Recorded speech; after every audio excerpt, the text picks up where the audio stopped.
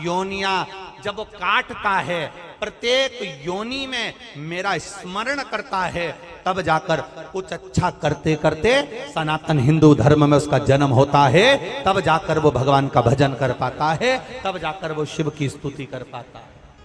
और सुनो पार्वती, ऐसा कोई धर्म नहीं जिसमें शिव नहीं। सुनो पार्वती, ऐसा कोई धर्म नहीं है जिस धर्म में लोग कहते हैं हम मंदिर नहीं जाते, जिस धर्म में लोग कहते हैं हम शंकर जी को नहीं मानते, जिस धर्म में लोग कहते हैं हम मूर्ति की पूजन नहीं करते, जिस धर्म में लोग कहते हैं हम देवालय शिवालय तीर्थ नहीं जाते, हम आपके धर्म को नहीं मानते। शिव महापुराण की कथा कहती है, इनके पूर्वजों को उठाकर देख लेना, ये आज भी शंकर की पूजन करते हैं और कल भी करते रहेंगे। शिव के बिना इनकी मुक्ति नहीं है, शिव के बिना इनका मोक्ष नहीं है, शंकर के बिना इनका उद्धार नहीं है।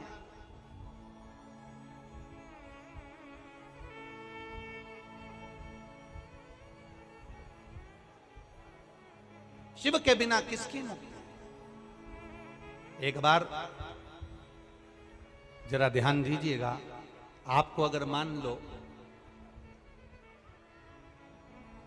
मरने के बाद शमशान में छोड़कर आ गया,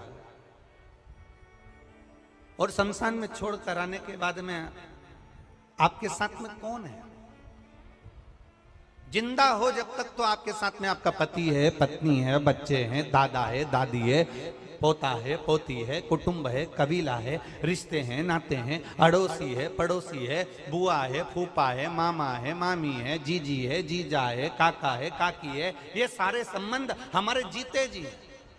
आप में से कितने लोग हैं जिन्होंने देखा हो कि किसी के मरने के बाद जब उसको शमशान छोड़कर आते हैं, किसी के मरने के बाद उसको आग लगाकर आते हैं, तो ऐसा कौन रिश्तेदार है जो शमशान में अपने पहचान वाले को छोड़कर 1 मिनट भी नहीं आता हो? ऐसा किसी का रिश्तेदार हो तो जरूर बताना, परंतु ऐसा रिश्तेदार संसार सागर में केवल एक है, वो मेरा देव अधिदेव महादेव, जो तुम्हारे जीते जी भी है और तुम्हारे मरने के बाद भी।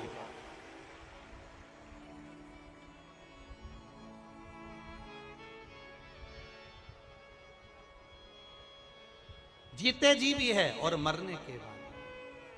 महाराज, इससे तो आगे भजन ही है साथी, हर के भजन बिन अकेला रहेगा।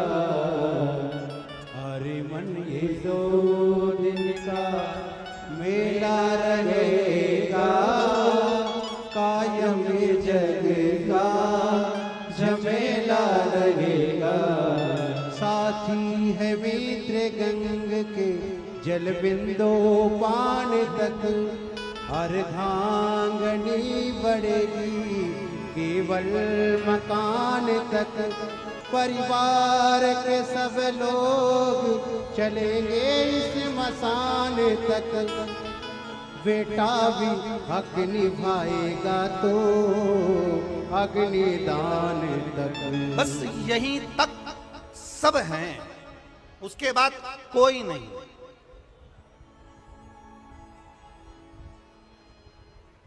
आपसे एक प्रश्न करना चाहता हूं भोपाल की इस पावन धारा पर। आज तक ये प्रश्न किसी से नहीं किया, जवाब दोगे क्या? अरे बोलो तो जम के। आज तक इस व्यासपीठ से ये प्रश्न कभी नहीं करा, इसलिए आपसे पूछना चाहता हूं, हेलमेट और सीट बेल्ट लगाने से सरकार का कोई फायदा होगा क्या? बोलो, जम के बोलो। नहीं। किसका फायदा होगा? अच्छे से तो बोलो। अपना फायदा। सरकार का कोई फायदा है क्या? हेलमेट और सीट बेल्ट लगाने से सरकार का कोई फायदा? जम के बोलो जरा। सरकार का कोई फायदा है? नहीं। फायदा किसका है? हमारा। शंकर जी के मंदिर में 1 लोटा जल चढ़ाने से सीहोर वाले पंडित प्रतिम मिश्रा का कोई फायदा है क्या? जम के बोलो। फायदा किसका है? हेलमेट लगाने से, सीट बेल्ट लगाने से तुम्हारा जब एक्सीडेंट होगा तो वो सीट बेल्ट तुम्हें बचा लेगा। तुम्हारा जब एक्सीडेंट होगा हेलमेट बचा लेगा। इसमें सरकार का कोई फायदा नहीं है। मंदिर में एक लोटा जल चढ़ाने से फायदा तुम्हारा है। तुम्हारी दुख की घड़ी में मेरा महाकाल तुम्हारे साथ खड़ा होगा। सियोर वाला महाराज नहीं। तुम्हारे जल चढ़ाने से सियोर वाले महाराज का कोई फायदा नहीं है। तुम्हारे जल चढ़ाने से सियोर वाले महाराज प्रदीप मिश्रा का कोई फायदा नहीं है। यह मत सोचना कि पंडित प्रदीप मिश्रा का कोई फायदा है। तुम जल चढ़ाओगे तो प्रदीप मिश्रा को कहीं से 1 रुपया मिल जाएगा। तुम्हारे जल चढ़ाने से चवन्नी मिल जाएगी। तुम्हारे जल चढ़ाने से अठन्नी मिल जाएगी। ना ना ना, हेलमेट लगाने से सरकार तुम पर बार बार प्रेशर देती है। 200 रुपए का कूपन काट देती है, रसीद काट देती है। हेलमेट लगाओ, हेलमेट लगाओ, सीट बेल्ट लगाओ। क्यों? सरकार का कोई फायदा नहीं है। सरकार का केवल इतना सा कहना है कि तुम हमारे प्रदेश में रह रहे हो, हमारे देश में रह रहे हो। जब तक तुम रहो हमारे प्रदेश में, हमारे देश में, तब तक तुम सुखी रहो, स्वस्थ रहो। इसलिए तुमको सीट बेल्ट लगाना चाहिए, हेलमेट लगाना चाहिए। और हम भी केवल इतना सा चाहते हैं, जब तक मृत्यु लोक में रहो, तुम्हारे जीवन में अगर दुख आए तो 1 लोटा जल शिव जी के मंदिर में चढ़ाते रहो। इसमें सियोर वाले महाराज का कोई फायदा नहीं, इसमें तुम्हारा फायदा है। तुम्हारे दुख की घड़ी में कालाधिपति मेरा कुबेरेश्वर महादेव खड़ा मिलेगा, वो परमात्मा मिलेगा।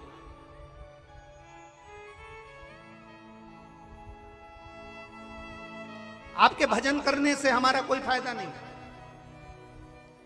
आपके स्मरण करने से हमारा कोई फायदा नहीं है। आपके भजन करने से आपका फायदा है। आपके मंदिर जाने से आपका फायदा है। शंकर जी को 1 लोटा जल चढ़ाने से आपका फायदा है। शंकर जी का पशुपति व्रत करने से आपको फायदा है। हमारा कोई लाभ नहीं है। लाभ तुम्हारा। देखो, एक पत्र में आया, एक पत्र में किसी ने लिखा,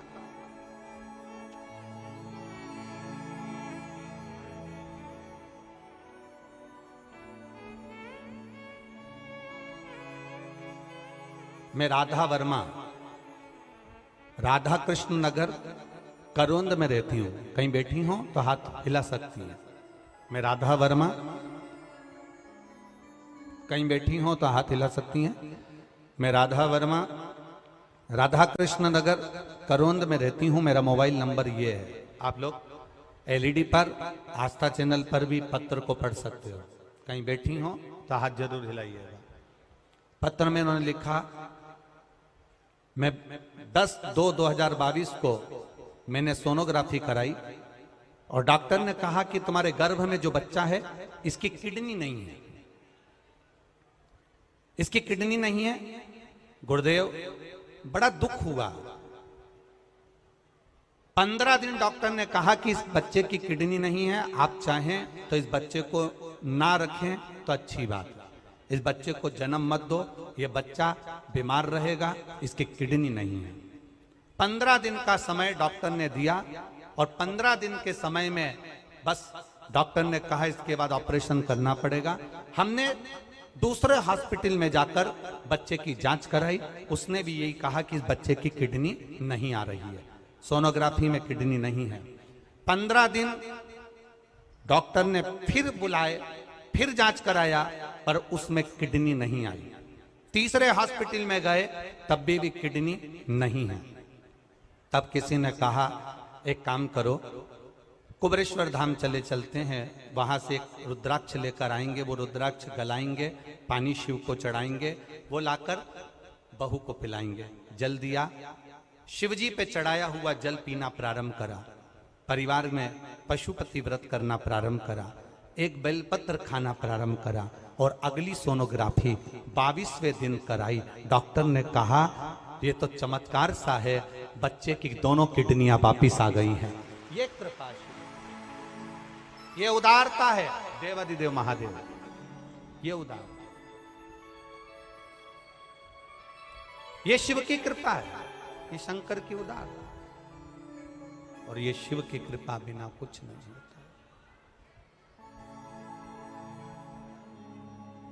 शिव की कृपा बिना कुछ नहीं होता।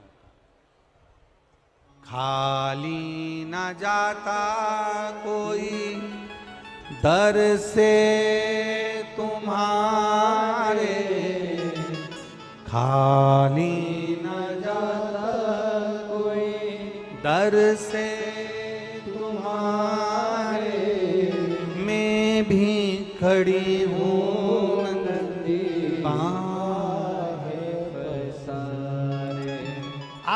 शिव की आराधना में लगे हो, शंकर की भक्ति में लगे हो, इसमें सियोर वाले महाराज का कोई लाभ नहीं है। आपने एक लोटा जल शंकर भगवान को चढ़ाया, विश्वास कर कर पीना प्रारंभ करा। आपने एक बेलपत्र शंकर भगवान को चढ़ाई, विश्वास कर कर खाना प्रारंभ किया। आपने शंकर भगवान के मंदिर में जाना प्रारंभ करा। आप 2 कदम चलकर शिव के दरवाजे तक जाते हो तो तुम्हारा दुख मिटाने के लिए वो कैलाश को छोड़कर तुम्हारे दरवाजे तक आता है। ये निश्चितता है।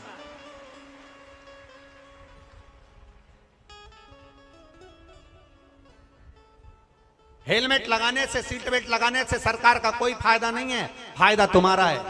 ये सिर में चोट नहीं लगेगी, शरीर का नुकसान नहीं होगा। सीट बेल्ट लगाओ, हेलमेट लगाओ। जल चढ़ाने से सियोर वाले महाराज का कोई फायदा नहीं होगा, फायदा तुम्हारा है।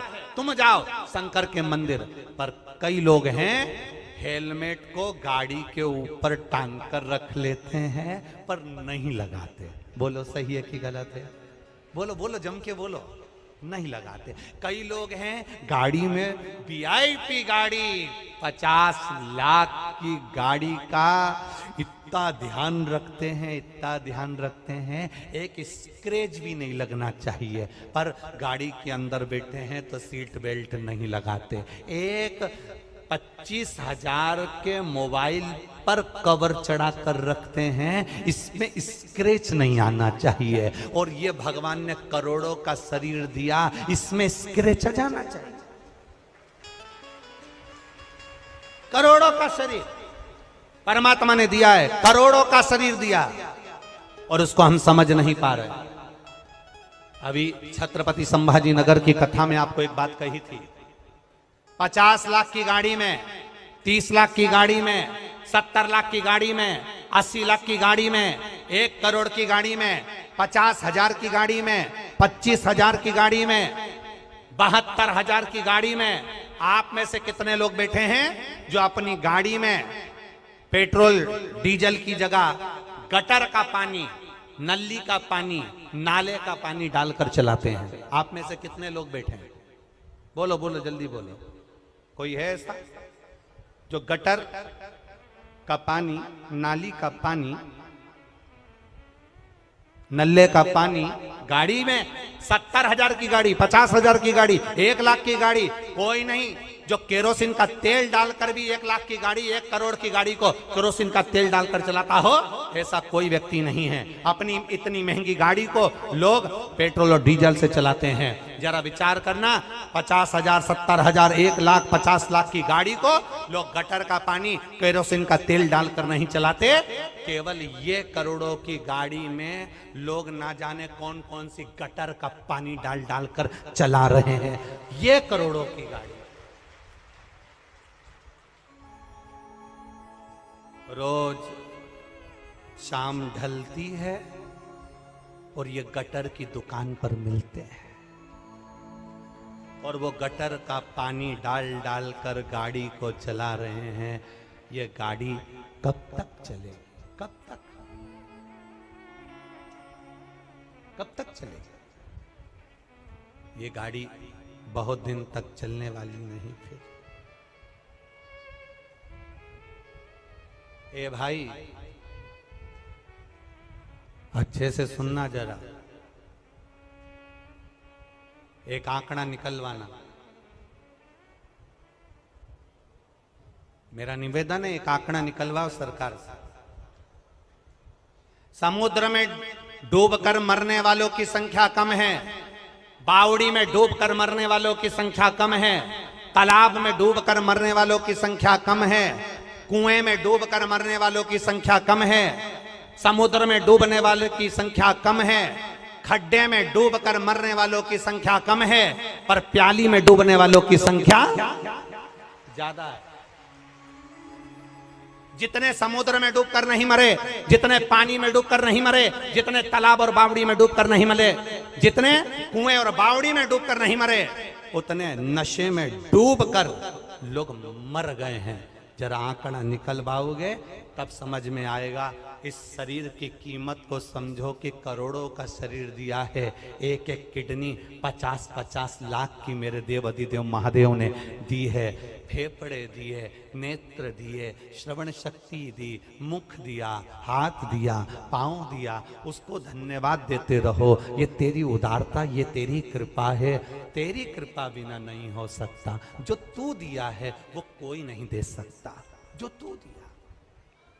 आज फिर आदरणीय विश्वास भैया के यहाँ से भाभी जी आज फिर कह रही थी, गुरुदेव श्रीमती रूमा जी सारंग फिर कह रही थी, बड़े बड़े सौभाग्य हमारे, बड़े बहुत बड़ा भाग्य है हमारा जो हम इस पावन शिव महापुराण कथा के यजमान पद मिला। गुरुदेव आप कहते हो शंकर और पार्वती को यजमान का पद मिला था, ये तो शिव ने हमारे ऊपर बड़ी कृपा करी है। एक बार जोरदार ताली श्रीमती रूमा जी सारंग जी के लिए। बहुत बहुत साधुवाद है आपके विचारों को, आपके भावों को और आपके निर्मल स्वभाव को।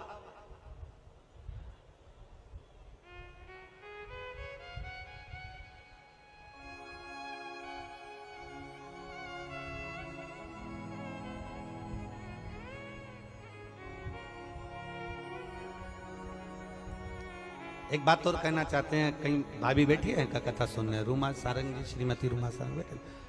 अच्छा ठीक, श्री शिवाय नमस्ते। एक बात और कहना चाहते हैं, कल हमने जो देखा, हम छोड़ते नहीं है कहे भी घर, बोलना होता है बोल देते हैं। कल हमने देखा, हम जा रहे थे, विश्वास भैया संग में थे, आप थोड़े पीछे रह गए, कुछ कार्यकर्ताओं ने आपको पीछे कर दिया। इस जगह पर कोई दूसरे मिनिस्टर की अगर पत्नी होती ना, 50 बार अकड़ दिखा देती, पर आपका स्वभाव, आपको नम्रता का जो भाव है, धन्यता है आपको। बहुत बहुत साधुवाद, बहुत बहुत साधुवाद। कोई होते तो कह देते, तुम मुझे जानते नहीं हो, पर आपके स्वभाववश बाबा की बड़ी कृपा है। हर हर महादेव। एक बार जोरदार ताली बजाइए। बहुत बहुत साधुवाद। हो कहीं भक्ति का बल बड़ा है, विश्वास का बल बड़ा है, भरोसे का बल बड़ा है, श्रद्धा का बल बड़ा है। अपने शरीर को पहचानो, इस शरीर में रहने वाली आत्मा को पहचानो, और आत्मा के साथ जो भजन करने वाले परमात्मा का गुणानुवाद है उसको पहचानो।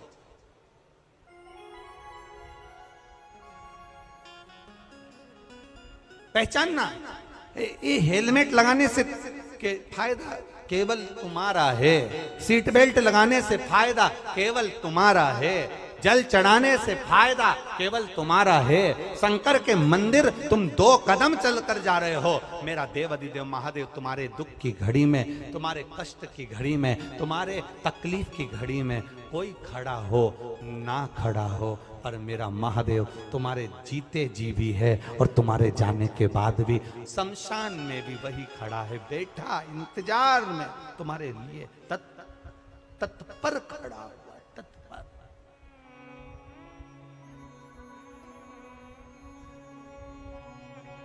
महाराज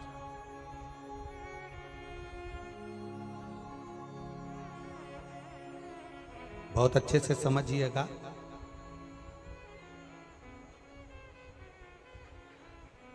गाय को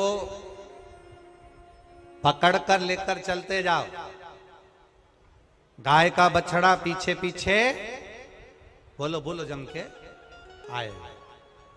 बछड़े को पकड़कर लेते जाओ, गाय पीछे पीछे आएगी। बछड़े के पीछे गाय चलती है, गाय के पीछे बछड़ा चलता है, पति के पीछे पत्नी चलती है, और जल चढ़ाने वाले भक्त के पीछे मेरा भोलेनाथ चलता है। मेरा शंभु, मेरा त्रिकालदर्शी, मेरा कैलाशी, मेरा विनाशी चलता है। एक पत्र और देखिए।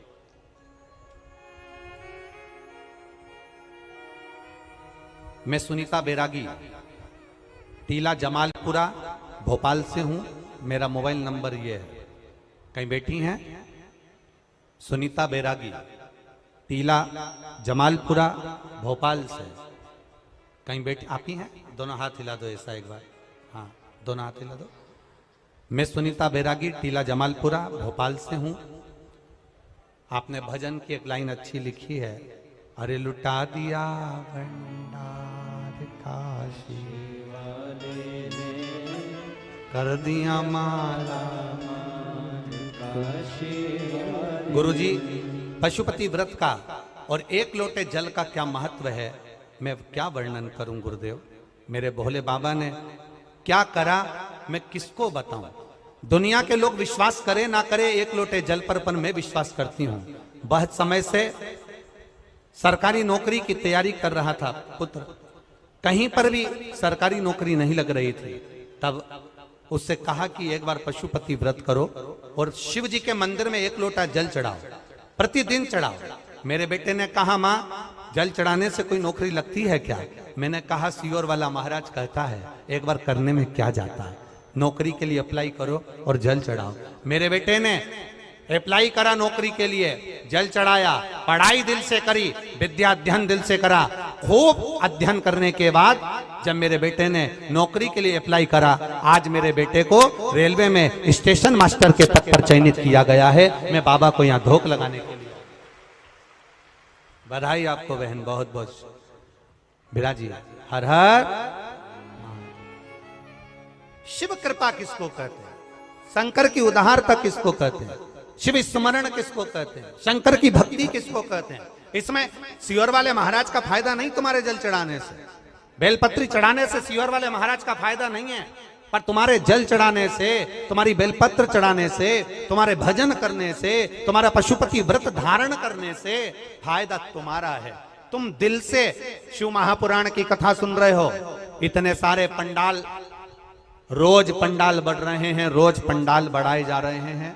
प्रतिदिन लाखों की संख्या में लोग बढ़ बढ़कर यहाँ आ रहे हैं। तुम्हारी लाखों की संख्या में आप लोग जो कथा सुनने आए हो, इतना विश्वास रख कर जाना कि खाली मेरा भोलेनाथ नहीं भेजेगा, तुम्हें भरकर भेजेगा।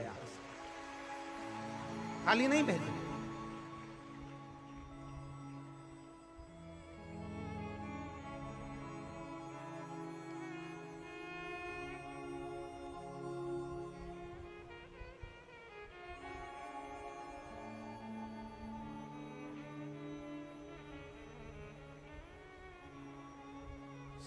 भोले मैं तेरी पतंग हवा विच उड़ती जावांगी, बाबा डोर हथों छड़ी ना मैं कटी जावांगी। भोले मैं तेरी पतंग शंभो में तेरी पतंग हवा बिच उड़ती जावांगी,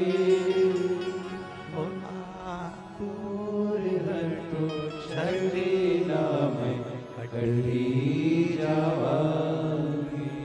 बाबा मैं तेरी पतंग शंभो मैं तेरी पतंग। हमारा भाव, हम भगवान के भजन में जो समय लगा रहे हैं, भगवान के स्मरण में जो समय लगा रहे हैं, वो समय खाली नहीं जाए। पार्वती जी ने शिव जी की आराधना करी थी, माता पार्वती जी ने भगवान शंकर की आराधना करी थी।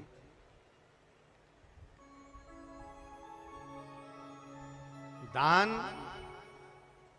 भजन, प्यासे को पिलाया गया पानी, भूखे को कराया गया भोजन, स्मरण, कीर्तन, मंत्र जाप, ये खाली नहीं जाता। कथा सुनने बैठे हो, ये खाली नहीं जाता। एक बड़ा सुंदर चरित्र, एक बार माता पार्वती जी ने शिव जी से संसार में सुख और दुख के बारे में स्मरण किया। आवाज बढ़ाओ। शिव जी से सुख और दुख के विषय में माता पार्वती जी ने प्रश्न किया। थोड़ा ध्यान से सुनना, बड़ा अच्छा चरित्र। काशी में नंदन वन में भगवान शंकर और पार्वती बैठे हैं।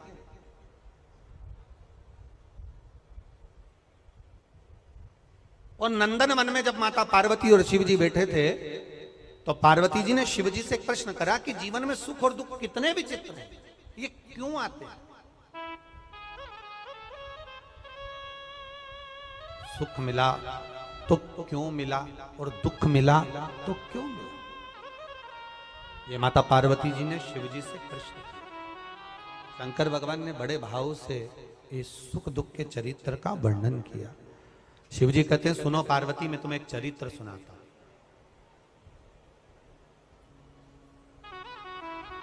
नंदनवन काशी में बैठे हैं।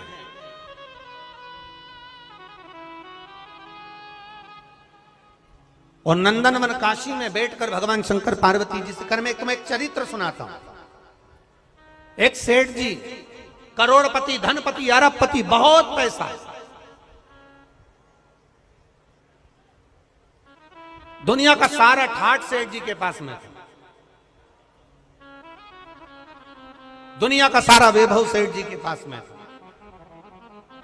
करोड़ों का धन सेठ जी के पास में, गाड़ी बंगला सब कुछ, सब दिया परमात्मा ने, बहुत दिया। पर सेठ जी कंजूस थे और उन्होंने अपनी जिंदगी में आज तक एक चवन्नी का दान नहीं किया, कभी किसी को एक गिलास पानी नहीं पिलाया। रिश्तेदार भी अगर आ जाएं तो वो